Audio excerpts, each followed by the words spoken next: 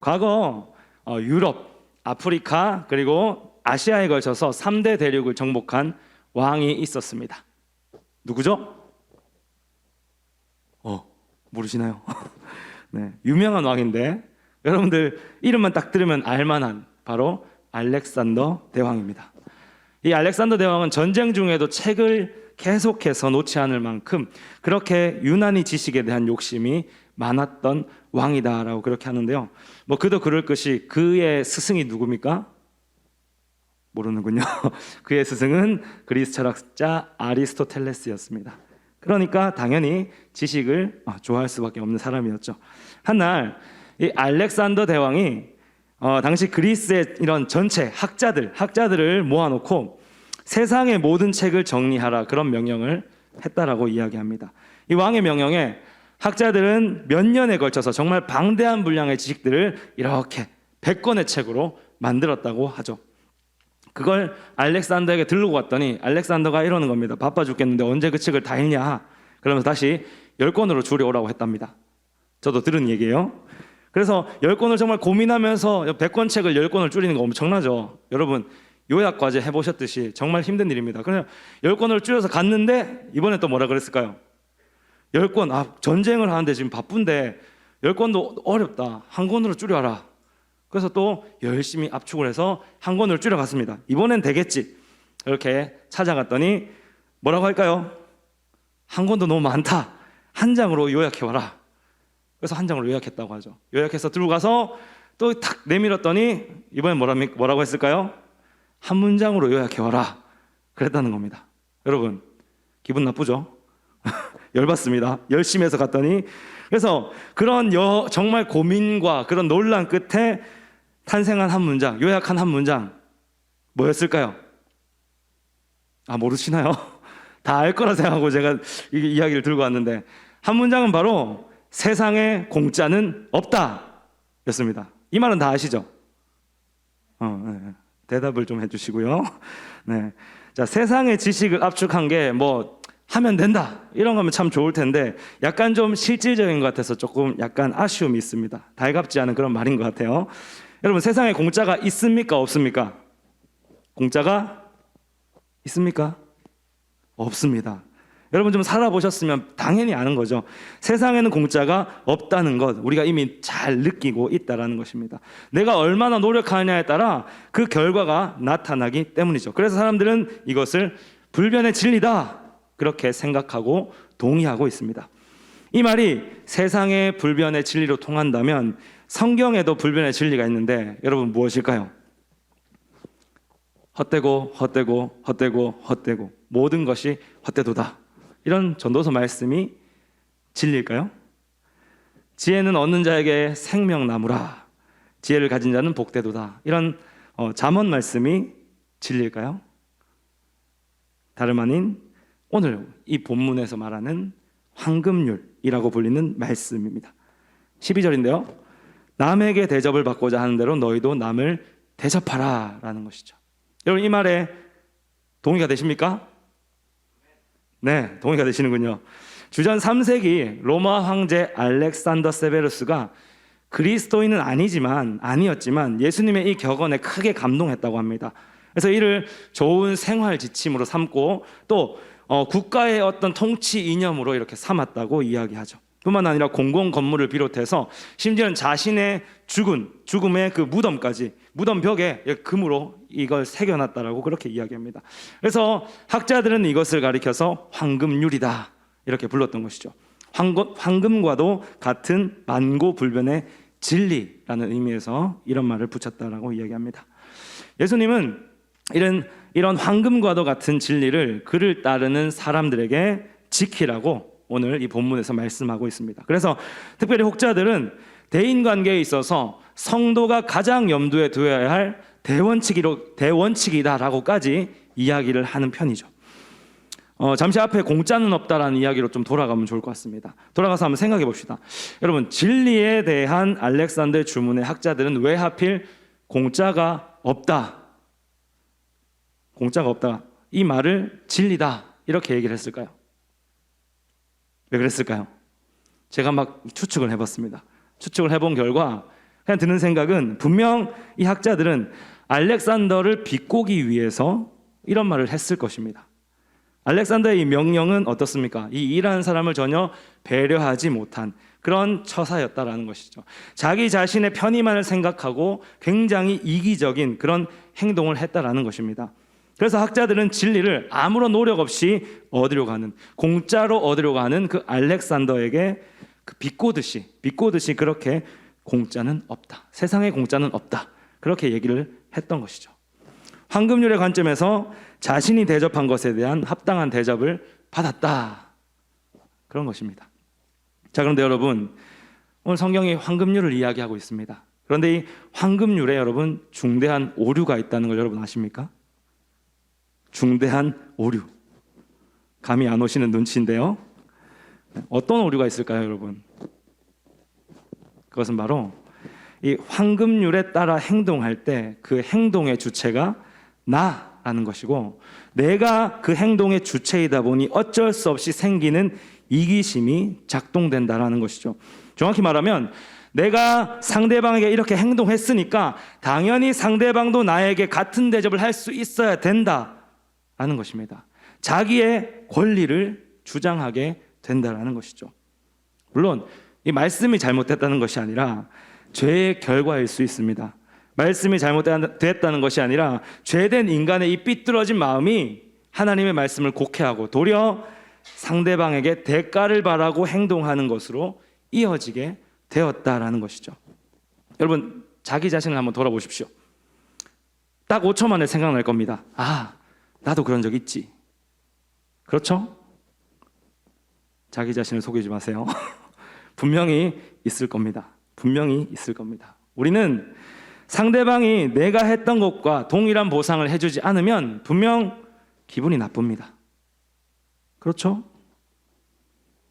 네, 아니라는 눈초리로 이렇게 저를 쳐다보고 계신데, 네, 아니라면 거짓말일 것입니다.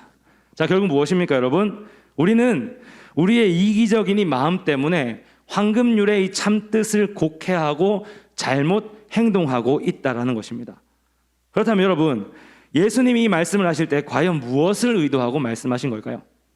분명 예수님은 이것을 자신을 따르는 무리들에게 실천하라는 그런 명령으로 주신 것일 텐데, 우리는 이 예수님의 가르침 앞에 어떻게 해야 되는 것일까요? 우리 시간 말씀을 통해 예수님의 뜻을, 참 뜻을 찾고 이 말씀을 온전히 실천하는 모두가 되시길 축복합니다. 황금률을 가르치는 예수님은 우리에게 한번 따라해 볼까요? 이웃사랑을 실천하라. 예수님이 가르치시는 황금률은 근본적으로 이웃사랑의 맥락에서 이해할 수 있어야 됩니다. 말씀 12절을 다시 한번 읽어봅시다. 읽어볼게요. 시작. 그러므로 무엇이든지 남에게 대접을 받고자 하는 대로 너희도 남을 대접하라. 이것이 율법이요 선지자니라. 아멘. 오늘 예수님은 남에게 대접을 받고자 하는 대로 너희도 남을 대접하라는 그 말씀 뒤에 이것이 율법이요 선지자니라 라는 말을 덧붙이고 계십니다. 여러분, 율법이요 선지자라는 이 말, 무엇을 말하는 것입니까? 예전에 제가 설교할 때도 율법과 선지자는 이것을 말하는 것이다 라고 이야기를 했죠. 뭡니까? 구약 성경 전체를 가리키는 말이 율법과 선지자라는 말입니다. 신약에서는 이 말이 구약 성경 전체를 가리키는 말이다, 그렇게 제가 예전에 이야기를 했었습니다. 곧 오늘 예수님이 말씀하신 이 원리가, 이 황금률의 원리가 뭡니까? 구약 성경 전체가 지지하고 있는 참 진리다라는 것을 이야기하고 있다라는 것이죠.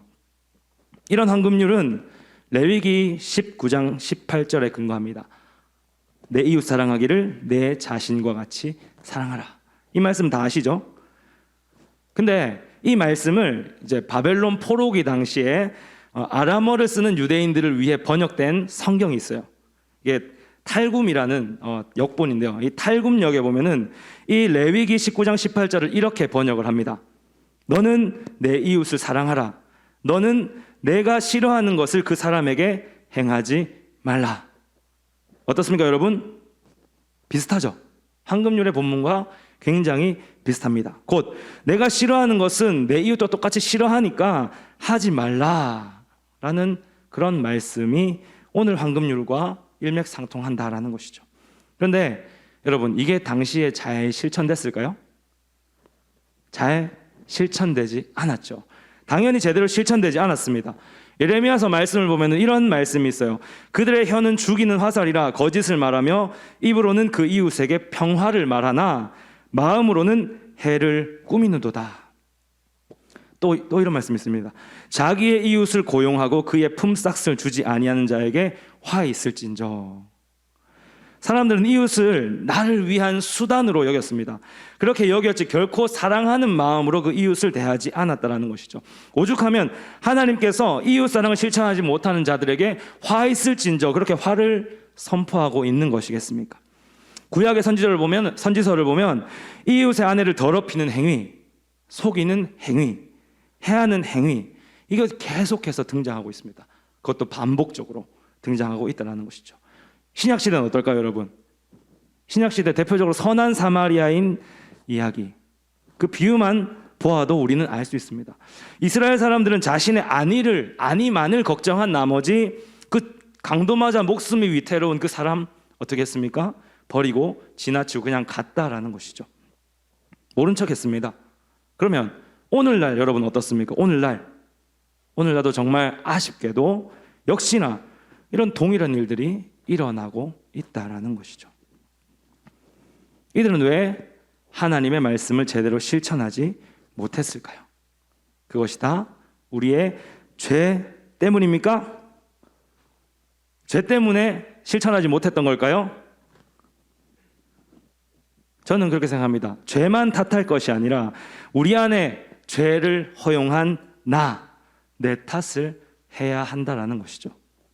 나 때문인 겁니다. 나밖에 생각하지 않으니까 다른 사람을 배려할 수 없는 거죠. 나 때문에. 어제 저녁에 제가 교회에서 일을 하다가 배가 고프더라고요. 배가 고파서 저녁 시간이 지나서 아내에게 카톡으로 저녁 먹었어? 라고 물어봤습니다. 아내는 제게 나는 걱정하지 말고 일 빨리 마무리하고 들어오세요. 그렇게 얘기하는 거예요. 그래서 저는 말했습니다. 좀 출출해서 하는 말이야. 출출해서 하는 말이었어. 그렇게 했죠. 근데 아내의 답장이 뭐라고 왔을까요? 뭐라고 왔을까? 우리 자매분들 예상이 가시나요? 네. 아내가 이러는 거예요. 듣는 사람의 기분을 생각해서 다시 말해보세요. 듣는 사람의 기분을 생각해서 다시 말해보세요. 갑자기 분위기가 싸해졌습니다. 여러분, 이 분위기를 만든 원인이 누구에게 있을까요? 네? 네, 너요, 저죠. 네, 바로 저입니다. 형제들 이해 안 가죠? 이해 가시는군요. 목사님만 이해 가시는 것 같은데. 네. 요즘에 저희 애가 굉장히 활발합니다. 진짜 활발하게 뛰어놀기 때문에 그래서 아내가 저녁도 못 먹고 힘든 거죠. 힘든데 제가 아내는 저를 생각한다고 이렇게 배고픈 내색도 안 하고 나는 신경 쓰지 말고 나는 괜찮으니까 일 빨리 마무리하고 와 했는데 저는 뭐라 그랬습니까? 눈치 없이 나 배고파 이렇게 물어본 거죠. 배고파서 그러는 거야. 뭡니까? 밥 차려달라는 거죠. 네. 문제가 뭡니까, 여러분? 문제가 뭐죠? 네. 형제들 이해하십니까, 이거? 이 상황? 네. 문제는 나라는 것입니다. 이웃 사랑을 실천하지 못하는 문제가 바로 나 때문이다. 우리 자신, 저 말고 여러분도 똑같습니다. 우리 자신 때문이다라는 겁니다. 그렇다면 이 이웃 사랑을 어떻게 하면 우리가 실천할 수 있을까요? 이웃 사랑을 실천하는 길은 바로 황금률을 버릴 때 가능합니다. 또 뭔 소리 하나 싶으시죠? 더 정확히 말하면 나를 위한 황금률을 버릴 때 가능하다라는 것입니다. 제가 책을 좀 보다가 경영철학과 관련된 책 중에 이런 책이 있더라고요. 성경과 이 황금률을 설교하려고 하니까 황금률하고 책이 이름이 똑같아서 한번 봤어요. 보니까 이런 황금률을 버려라 라는 책이 있더라고요. 이 책을 보면 진짜 흥미로운 주장을 한 가지 합니다. 성경에서 말하는 이 황금률을 이야기하면서 상대방의 입장과 노력이 결여된 황금률은 과감히 버려야 된다, 이런 주장을 하는 거예요. 과감히 버려야 한다. 또 시점을 나에서 너, 우리로 넓혀야 한다. 그래서 진정한 황금률은 나를 너로 바꿀 때 완성된다, 그러는 거예요.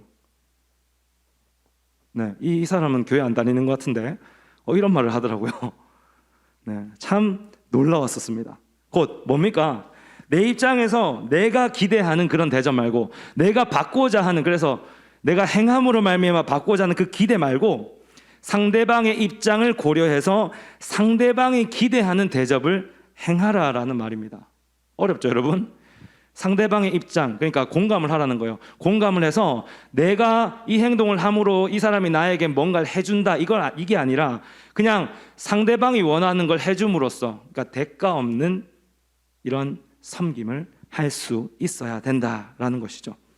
진짜 그렇게 해야 황금률을 제대로 실천할 수 있다라는 것입니다. 사실 우리가 누군가를 돕는다고 생각했을 때 우리 늘 망설이죠. 도와주기에 앞서서 늘 망설입니다. 그 망설임의 이유가 나를 생각하다 보니까 이런 거죠. 내게 혹시나 손해가 끼쳐지진 않을까. 선한 사마리아인 같은 경우에도 강도맞은이죠. 강도맞은 그 사람을 유대인들이 도와주지 않은 이유도 뭡니까? 내가 그 죽어가는 사람을 만졌을 때 어떻게 돼요? 부정하게 될까봐 만지지 않았다라는 것입니다. 그게 뭐예요? 나에게 혹시나 해가 미쳐지진 않을까, 그런 생각 때문에. 또 뭡니까? 우리가 누군가를 섬길 때 망설이게 되는 거, 내 시간이, 내 돈이 들어가니까 거기에 있어서 오는 이 어려움 때문에, 걱정 때문에 결국엔 망설이게 된다라는 것입니다. 거기에 또 이런 거죠. 내가 이렇게 한다고 해서 그 사람이 나한테 똑같이 할까라는 의문. 그런 보장이 없죠. 그런 것들이 다 생각하다 보면 결국엔 뭡니까? 이웃사랑 따윈 하지 않게 되는 이런 일들이 일어나게 된다라는 것이죠. 결국 이웃사랑을 실천하기 위해선 나를 향한 기대를 버리고 상대방의 기대만을 생각하고 시작해야 한다라는 것입니다. 한 가지 예로, 여러분, 우리가 때때로 은행 대출을 받죠. 은행 대출 한 번쯤 받아보셨을 겁니다. 은행 대출을 받을 때 대출 받는 사람들이 가장 관심 가지는 게 뭔가요? 뭐죠? 이자죠. 이자가 얼마나 싼가, 얼마나 낮은 이율로 이렇게 돈을 빌려주는 것인가 하는 겁니다. 이거는 가난하면 가난할수록 더 그렇습니다. 이자가 싼 데를 찾게 마련이다라는 것이죠. 그러면 만약에 우리 가운데 어려운 사람이 있다, 은행이 아니라 우리에게 좀 돈을 빌리고자 한다, 그럼 우리는 이때 어떻게 할 수 있을까요? 어떻게 해야 되는 걸까요? 한 가지 예입니다. 예라서 이렇게 얘기를 하는 건데, 출애굽기 22장 25절 말씀에 보면은 이렇게 얘기합니다. 도움이 필요한 이웃에게 돈을 구워줄 때 어떻게 대처해야 되는지, 어떻게 해야 되는지 알려주고 있습니다. 한번 읽어볼게요. 읽어봅니다. 시작. 내가 만일 너와 함께한 내 백성 중에서 가난한 자에게 돈을 구워주면 너는 그에게 채권자 같이 하지 말며 이자를 받지 말 것이며. 사랑하는 청년 여러분, 우리는 나 대신 너, 자신 대신 당신을 생각할 때 비로소 이런 일을 행하게 되는 줄 믿습니다. 대가 없는 도움, 나의 유익을 요구하지는 그런 사랑, 황금률 베풀게 되는 줄 믿습니다. 예수님이 바라신 황금률은 이런 실천을 이야기하는 겁니다. 이웃을 생각해서 돈을 만약에 빌렸더라도 이자 같은 건 받지 않는, 그냥 공짜로 빌려주는 것이죠. 그런 것들이 우리 가운데 있어지길 축복합니다. 자, 그럼 다음으로 좀 더 실질적인 생각을 해봅시다. 예수님이 우리에게 황금률을 실천하라고 분명히 말씀하고 있습니다. 그래서 순종하는 건 맞는데 실제로 여러분, 우리 형편이 어때요? 어렵습니다. 어려울 수 있는 거죠. 그런데 어려운 나보다 더 어려운 이웃이 있다, 그런 이웃이 내게 도움을 청한다 라고 생각했을 때, 그럴 때 우리는 어떻게 이 일을 할 수가 있을까요? 어떻게 이 일을 할 수가 있을까요? 따라해 봅시다. 아버지를 신뢰함으로. 다시요. 아버지를 신뢰함으로. 오늘 황금률은 주를 따르는 사람이라면 반드시 해야만 하는 일입니다. 헬라어 원어를 보면 대접하라라는 말, 그 말이 현재 능동태 명령법, 이 말은 곧 우리가 자발적으로 행하라라는 명령이다라는 것입니다. 근데 정말 형편이 어려운데 어떻게 하지? 정말 어려우면 사실 여러분 어떻게 합니까? 할 수 없는 것이 맞기는 합니다. 그런데 하나님은 우리의 중심을 보시는 하나님이잖아요. 그런 이웃을 대하는 우리의 마음만은 인색하지 말아야 한다는 것입니다. 우리는 아버지, 특별히 하늘 아버지를 신뢰함으로 이 일을 할 수가 있습니다. 해낼 수 있다는 것이죠. 우리의 하늘 아버지, 여러분 어떤 분입니까? 어떤 분이죠? 여러분 알고 있는 그 하나님 어떤 분입니까? 무한하신 하나님, 온 세상 만물의 주인 되시는 그 하나님, 그 하나님이 뭐라고요? 우리 아버지 된다라는 것입니다. 오늘 예수님은 황금률 이전에 이런 말씀을 하십니다. 9절부터 11절까지 말씀인데 읽었던 말씀인데 한 번 더 읽어보겠습니다. 시작.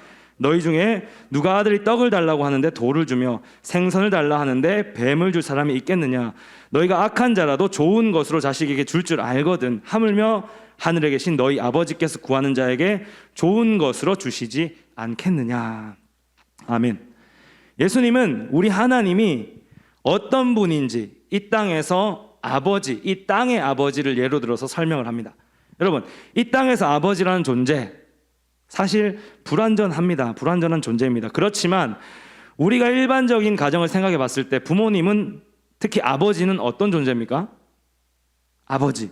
자녀들을 보살피기 위해 애를 쓰는 게 당연한 아버지의 모습이다라는 겁니다. 하나님께서 이 땅에 부모를 주신 이유, 그 부모에게 자녀를 보호하라고 양육할 책임을 부여하신 것이다라는 겁니다.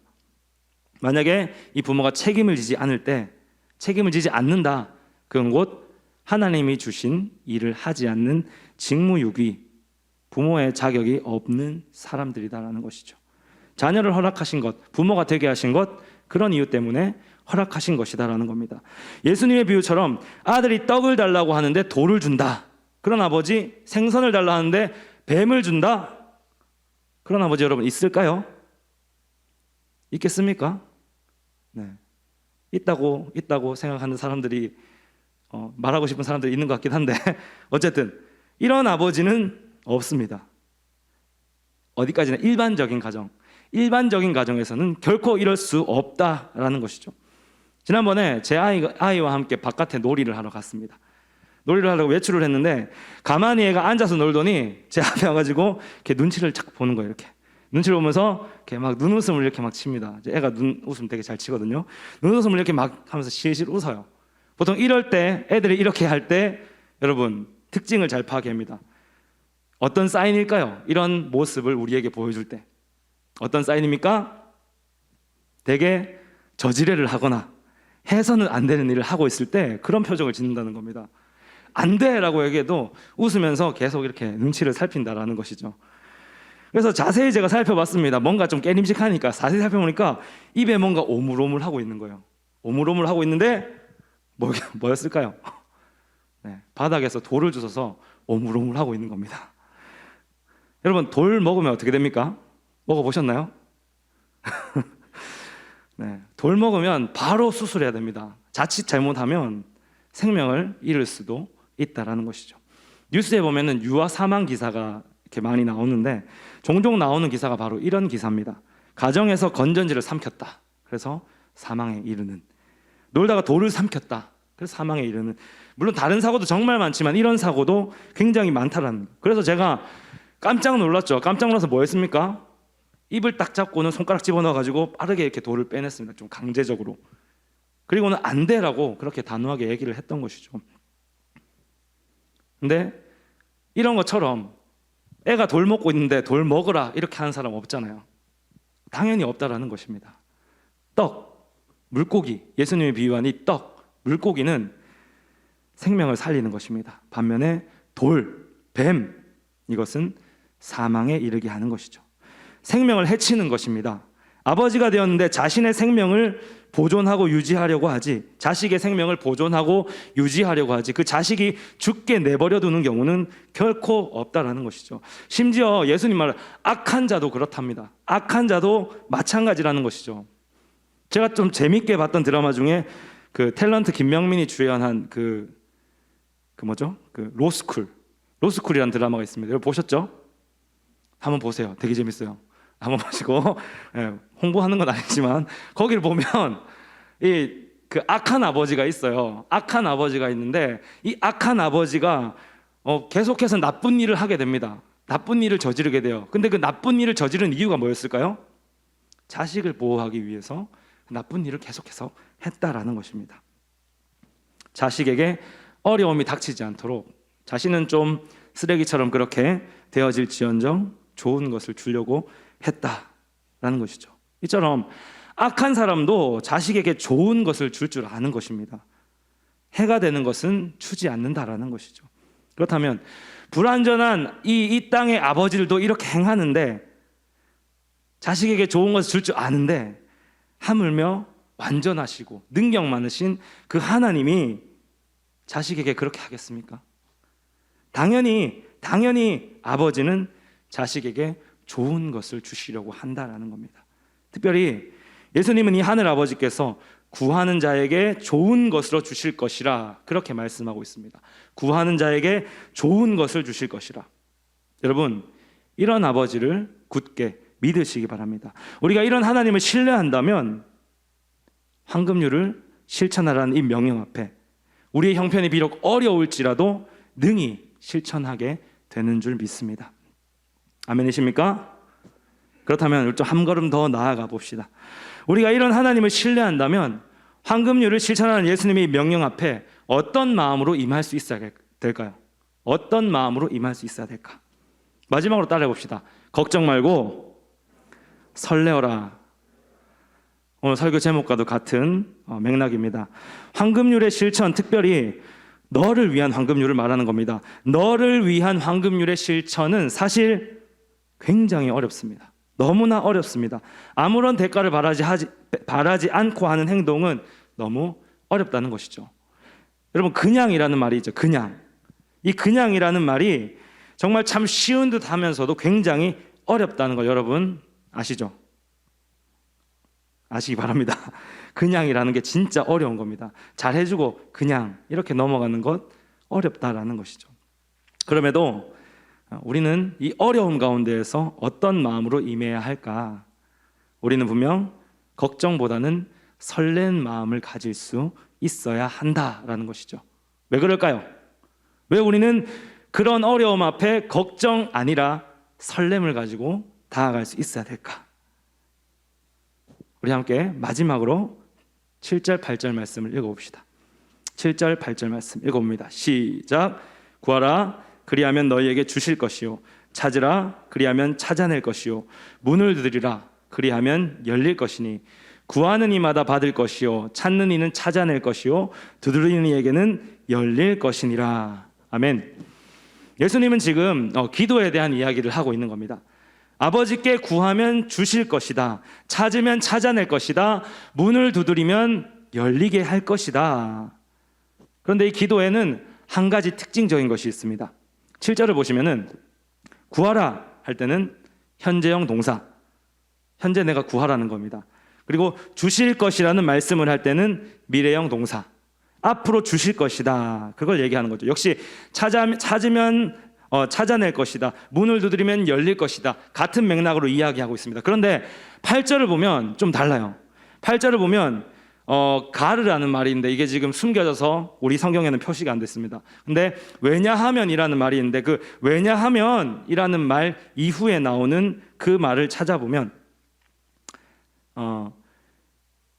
히브리어로 보면 이렇게 얘기합니다. 그 찾는 이마다 찾을 것이다. 두드리는 이에게 열릴 것이다.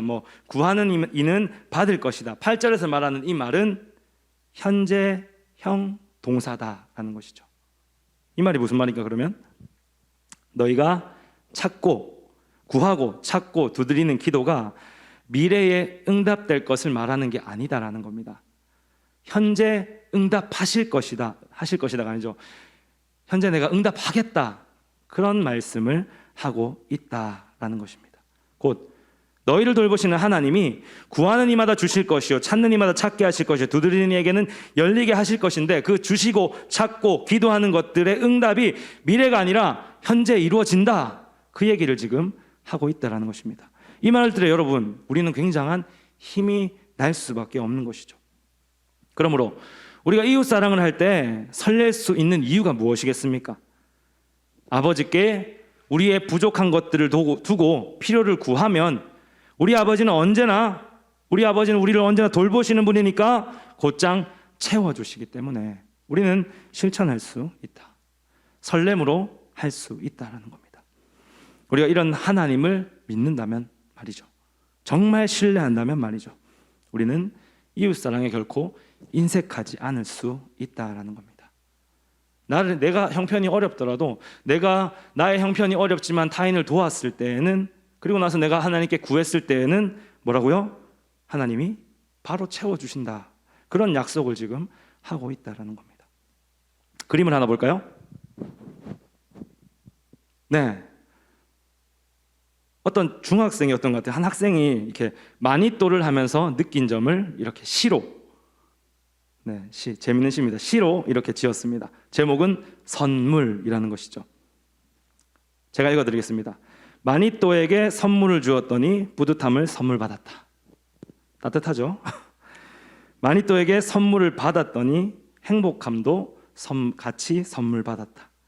나는 오늘 우정을 선물 받았다. 네, 여러분, 우리가 이웃사랑을 실천할 때 무엇이 주어지겠습니까? 이웃사랑을 실천할 때 우리에게는 이런 선물이 주어진다라는 것입니다. 하나님은 우리에게 마치 이 마니또와 같은 축복을 주신다라는 것입니다. 잠언 말씀을 보면 이런 말씀이 있어요. 가난한 자를 불쌍히 여기는 것은 여호와께 구워드리는 것이니 그의 선행을 그에게 갚아주시리라. 또 신명기 23장 19절 말씀을 보면 내 형제에게 구워주거든 이자를 받지 말라. 그리하면 내 하나님 여호와께서 내가 들어가서 차지할 땅에서 내 손으로 하는 범사에 복을 내리시리라. 그렇게 말씀하고 있다라는 것이죠. 우리가 행하는 이 황금률이 여호와께 구워드리는 행동으로 여겨짐으로 말미암아 하나님께서 갚아주신다. 선물과 같은 은혜를 우리에게 주실 것이다 라는 그런 말입니다. 그렇다면 여러분, 기회가 온다면 우리가 어떻게 해야 되겠습니까? 이웃사랑을 실천하는, 황금률을 실천하는 기회가 우리에게 주어진다면 우리는 반드시 실천할 수 있어야 된다라는 겁니다. 내가 손해를 볼 것이란 그런 걱정 말고 하나님이 내게 주실 선물을 기대함으로 말미암아 설레이는 마음을 가지고 실천할 수 있어야 된다라는 것이죠. 이것을 여러분 한번 실천해 보시기 바랍니다. 단순히 복받기 위해서 실천하는 게 아니라 하나님이 내게 이런 명령을 하셨으니까 순종한다는 마음을 가지고 행해 보시기를 바랍니다. 우리가 이것을 실천할 때 하나님이 주시는 그 마니또와 같은 선물을 누리게 되는 줄 믿습니다. 아버지가 주시는 선물, 예수님 뭐라고 이야기합니까? 좋은 것으로 주신다 이야기하죠. 아버지가 주는 선물은 좋은 것입니다. 누가복음에 보면 이 선물을 뭐라고 얘기하냐면 성령이라고 분명히 찍어서 이야기를 해요. 성령, 거룩한 영을 주신다고 말합니다. 여러분, 좋은 것을 물론 꼭 성령에 국한시켜서 그렇게 생각할 필요는 없습니다. 그러나 누가의 증언과 같이 성령을 주심은 우리에게 어떤 의미입니까? 어떤 의미죠? 성령이 우리 가운데 계시다는 그 사실은 우리가 곧 아버지의 자녀이자 천국 백성이 되었다라는 그런 말이 되는 겁니다. 또 성령이 우리 가운데 계시다는 것은 뭡니까? 우리가 비로소 이 땅에서 하늘나라를 사는 기쁨을 누리게 된다, 누릴 수 있게 되었다라는 것이죠. 어찌 보면 가장 좋은 선물이 뭘까요? 선물 중에 베스트 오브 베스트 선물은 무엇이겠습니까? 하나님 주시는 성령이라는 것이죠. 성령이 함께할 때 우리는 진짜 행복을 누릴 수 있다. 여러분, 간절히 바라기는 이 사실을 기억하시길 바랍니다. 그래서 설렘으로써 이웃사랑을 실천하시기 바랍니다. 또 이것을 실천함으로 선물과도 같은 축복이 여러분의 삶 가운데 나타나기를 주님의 이름으로 축복드립니다. 말씀을 이제 마무리하도록 하겠습니다. 데일 카네기의 인간관계론에 나오는 글인데요, 이걸 소개하면서 좀 마무리하면 좋을 것 같아요. 카네기가 집에서 독립한 후부터 매년 크리스마스에 부모님께 약간의 돈을 드렸다라고 이야기합니다. 액수는 물론 많지 않았다고 이야기해요. 부모님이 평소 갖고 싶었던 물건을 사거나 근사한 식사를 하는데 쓰이길 바라는 마음으로 그렇게 조금의 돈을 보냈다라고 합니다. 그런데 부모님께 돈을 어떻게 쓰셨어요? 라고 이렇게 물을 때면 그때마다 어깨를 이렇게 툭툭 두드리면서 큰 소리로 이렇게 얘기했죠. 아들 덕분에 우리가 무척 행복했단다. 그렇게 말씀하셨다라는 것이죠. 카네기는 궁금했습니다. 보내드린 그 돈을 어디에 썼나? 그 돈으로 무엇을 하는가? 무엇을 하기에 이렇게 행복해 하시는가? 그래서 언젠가 크리스마스가 되었을 때 연락도 드리지 않고 불쑥 이렇게 부모님을 찾아갔다라고 하죠. 집으로 찾아갔습니다. 그리고 그때 눈앞에 오래도록 잊을 수 없는 광경이 펼쳐졌다고 하는데요. 어떤 광경이었을까요? 우리가 볼 때는 일반적인 광경일 수 있습니다. 특별한 광경이 아닐 수 있었는데 카네기만큼은 이 일이 굉장히 특별했던 것 같습니다. 뭐였냐면 바로 부모님이 얘기를 나누고 있는데 어떤 얘기였냐? 마을의 실직자들, 마을의 과부들, 그런 사람들에게 어떤 음식을 좀 대접할 수 있을까? 또 겨울을 나기 힘든데 어떻게 하면 이 사람들에게 좀 더 도움을 줄 수 있을까? 이런 일을 의논하고 계셨다라는 겁니다. 그는 그때서야 깨달았습니다. 부모님이 무엇 때문에 행복을 느끼는지. 그러면서 이 이야기 글귀 아래 참 인상 깊은 글 하나가 있었습니다. 행복해지고자 한다면 보답을 바라지 마라. 베품 그 자체로도 즐거울 수 있다. 나눈다는 것은 어쩌면 행복의 지름길인 셈이니까. 우리 주님은 황금률을 이야기하실 때 이런 것들을 의도하셨을 것입니다. 보답을 바라지 않는 베품, 그리고 그것으로 말미암아 얻게 되는 그 선물과도 같은 기쁨. 우리 함께 이웃사랑을 실천하며 두려워하지 말고 하나님이 그것을 통해 채우실 것을 믿음으로 실천합시다. 걱정 말고 하나님이 채우실 것을 기대함으로 설레자는 말입니다. 그러므로 주님이 원하시는 참된 황금률, 그것을 실천하는 모두가 되길 주님의 이름으로 축원드립니다.